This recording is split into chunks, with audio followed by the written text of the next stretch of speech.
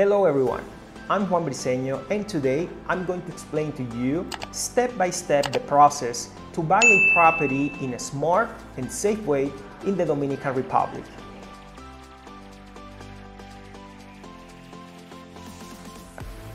I always suggest doing a previous research so you can have an idea about the market, destination, laws, and even more. But this is not a process you should do alone. I recommend you looking for a company with a good reputation and a solid track record specifically in the destination. That way, you can clarify some concerns and both of you can go on the same page. This can be a little bit an exhausting task due to there are a lot of information and property on the internet, and each option is even better than the previous one. So in the end, you are overwhelmed and you don't know what to do next. If you are looking at a business model where you can generate income through short-term rental, you should consider first of all a good location and the trajectory of that location. So normally it's good to find something within walking distance to places of interest, or at least between 5 to 10 minutes driving.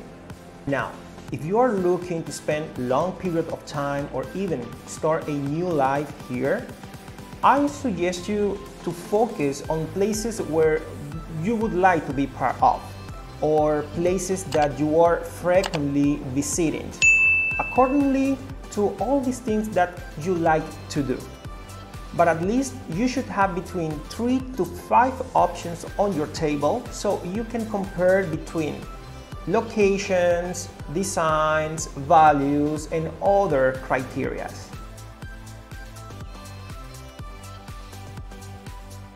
Once you already have a potential property, I always suggest to go to the place where the project will be built so you can confirm and validate the location of the project and go from there to different places of interest. But this will depend on several factors. For example, if you are living here in the DR or you are living in another country.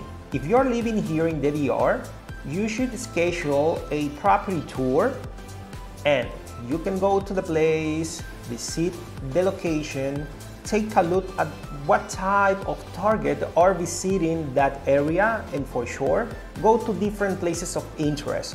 But you also should go and see a model unit or at least previous works from those developers. So you already know what to expect at the end once the project is completely done. Now, if you are living in another country and it is not easy for you to take a flight and come down, I suggest you to schedule a Zoom meeting or a video call. That way, you can take a look to the specific location of the project, distance from the project to different places of interest.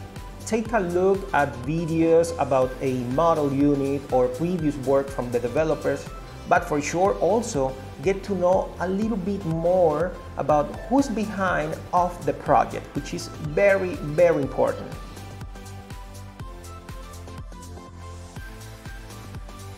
If you already select the unit that fits your needs with the view, the location, and everything, the next step is just to make a reservation to put that unit out of the market. The value of the reservations can be different depending on the project and the location, but normally can be between $1,000 up to $5,000. And the way to make it possible is through a wire transfer if you are out or even here, but sometimes you can be able to do the reservation to a credit card. Now, make sure that the funds are going to the developer's account, and always send to your advisor a receipt about the payment that you already done.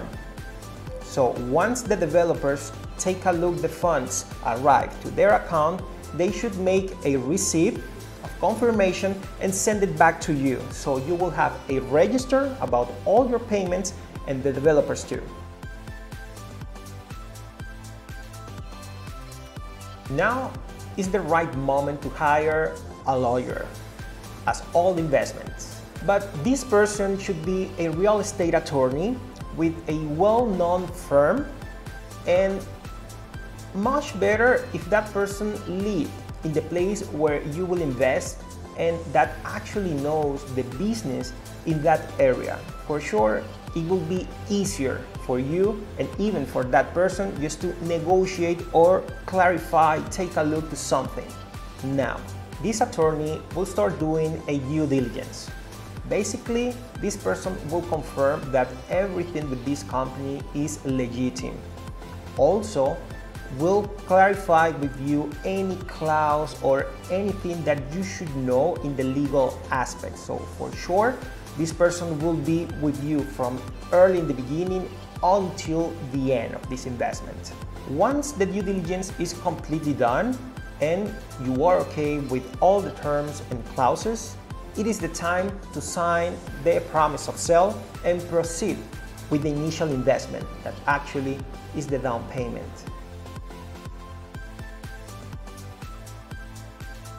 If you have a good attorney, just like I described in the previous point, that means that you should print 4 original copies where you should sign with blue ink and your initials on each page, and the last page should be your complete sign.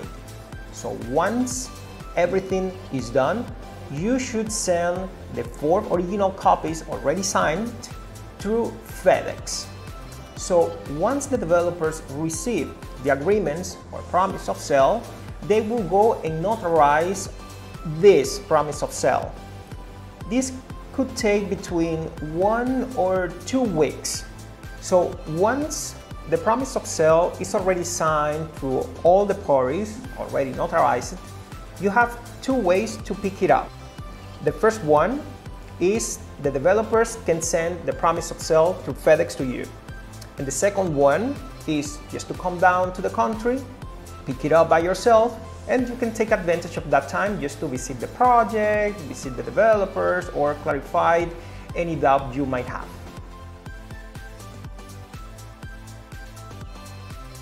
Now, from this moment, you only have to follow the payment plan during the construction process. Now, if something come up, I suggest you to talk to your company or advisor and let them know in case you cannot be on track with your payments. That way, you can avoid an additional fees or something like that. So, communications is always the key.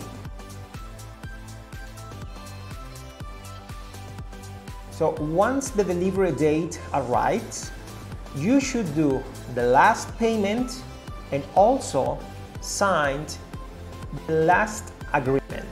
On the other hand, your attorney will be in charge to manage all the process when it comes to transfer the title from the developer's name to your name and everything when it comes of legal paperwork. Well, now you already have a step-by-step when it comes of buying a property in the Dominican Republic. I hope this video can help you. So if you want to continue learning about real estate in the Dominican Republic, don't forget to subscribe to this channel. Until the next time.